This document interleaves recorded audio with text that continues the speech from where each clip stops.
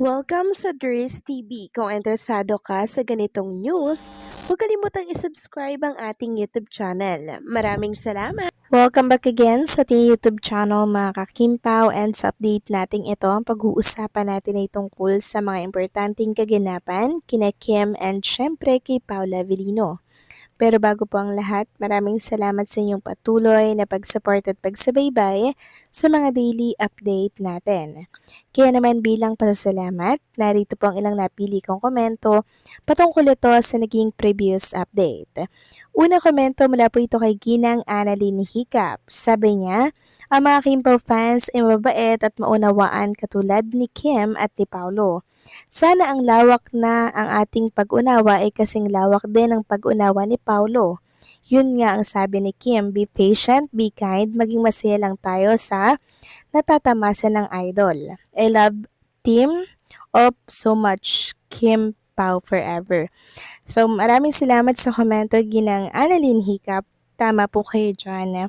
Sana maging malawak ang isipan ng mga lahat ng sumusuporta kay Kim and syempre kay Paolo Avellino. Katulad po ng ginagawang pag-unawa ni Paolo at Chinita Princess sa mga fans. Sana nga ay maging masaya na lamang po ang lahat sa mga tagumpay, sa success, sa mga project na tinatamasa ngayon ni Paolo Avellino kahit na individual project ang kanilang ginagawa ni Chinita Princess. Kasi at the end mga kakimpaw, sa kanila pa rin naman mapupunta yung mga pinagpaguran na yon sa future nila ni Chinita Princess, 'di ba? Kaya patient is the key mga kakimpaw, or patience is the key sa mga ganitong sitwasyon, 'di ba? Hindi dapat tayo nagtatanim ng sama ng loob, nalulungkot, umiiyak, 'di ba? Unawain na lang natin sila dahil sila ay mga artista. Sila ay aktor na kung saan ang trabaho nila mga kakimpaw ay talagang makipagtrabaho sa iba't ibang klase po ng artista.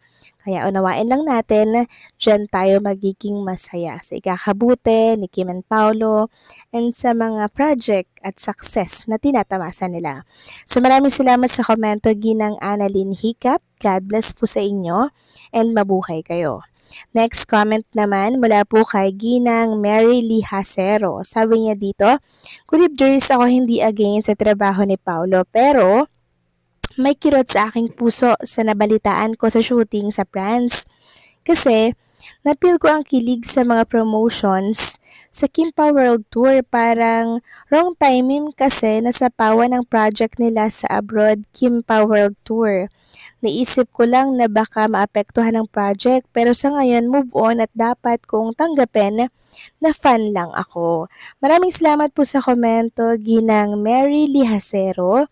Wala naman pong masama, 'di ba? Kung fan lang kayo, okay lang naman po 'yan. Valid lang naman din po yung inyong nararamdaman as supporters ni Kim and ni Paolo. Normal lang po magtampo, 'di ba? Alam ko tampo lang naman yung nararamdaman po ninyo, pero andun pa rin yung pagmamahal, pagsuporta kay Paolo. And yes, tama po kayo dyan.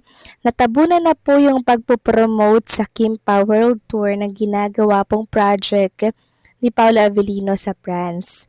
Mas pinag-uusapan kasi itong naging taping ni Paolo sa France, mga kakimpo. Kaya nawawala po sa atensyon yung pagpo-promote sana ng World Tour. 'Di ba? Sana huwag kalimutan ng mga fans yun na i-promote pa din natin yung world tour nilang gagawin mga kakimpaw. 'Di ba? Doon dapat tayo mag-focus, hindi sa kung saan saang bagay. Kasi nawawala po tayo sa attention. So maraming salamat sa komento. God bless po at mabuhay kayo. So ito na nga pag-usapan na natin ng mga balita po na nakalap natin sa araw na to ng Martes. At unahin na nga nating pag-usapan ang tungkol dito sa naging lie detector test ng Dreamscape na kung saan ay pinag-uusapan pa rin until now. Sabi nga po ni Carlos Miguel, sobrang payapa ng heart ko kagabi dahil sa pag-amin ng Kim Pao. Sobrang himbing ng tulog ko. Have a lovely day. Ingat. And also, ang Dreamscape din po mga kakimpaw, meron ding pa yes kay Kim and kay Paolo. Sabi nga dito, it's a yes. Kim Pao takes the lie detector test part 1. Di alibay ang buong katotohanan simula ngayong March 16, 8:45 p.m. sa Kapamilya Channel, Sol TV at Cable. So, ito po ay part 1 lang yung napanood nyo po kahapon. Meron pa po palang part 2 at mas matindi hata yun mga kakimpaw.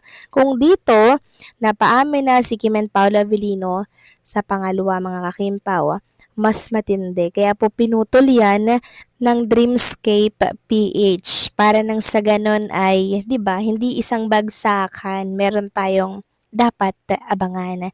So sa part 1, it's a yes. Sa part 2, ano kaya ang pagkumpirma or pagkukumpirmang gagawin ni Kim and Paolo. So yan po yung dapat nating antabayanan.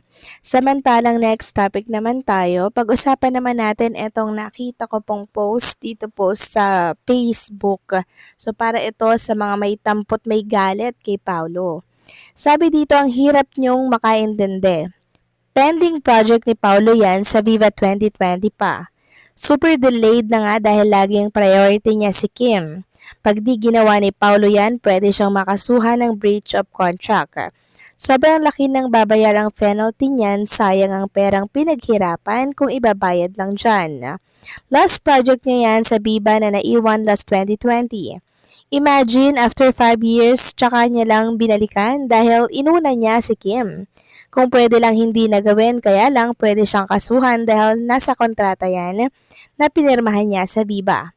FYI, kasama ni Nadine BF niya sa France. Si Kim hindi pwedeng sumama dahil super busy din siya. Kaya po si Paolo for 1 month siya doon. Series yung sinushoot niya with Nadine na ipapalabas sa Netflix next year. So yun naman pala yun mga kakimpaw.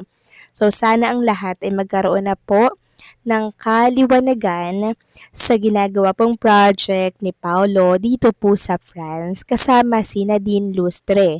So gugustuhin ba nating magkaroon ng kaso or magbayad si Paolo Avellino? Di ba hindi mga kakimpaw? Hindi natin gusto yan. Kaya si Paolo na lamang po yung nagpaubaya na gawin, tapusin ang pending project niya nang wala pong maging problema. Para smooth nga naman yung pasok ng taon sa kanya. Para nga naman makapagdesisyon siya nang wala pong isinasaalang-alang na pending project, 'di ba? So mas okay na 'yon mga kakimpaw. Kaya sana kumalma po ang lahat kasi until now, meron pa rin ako mga nababasang masasakit na salita laban kay Paolo Avellino.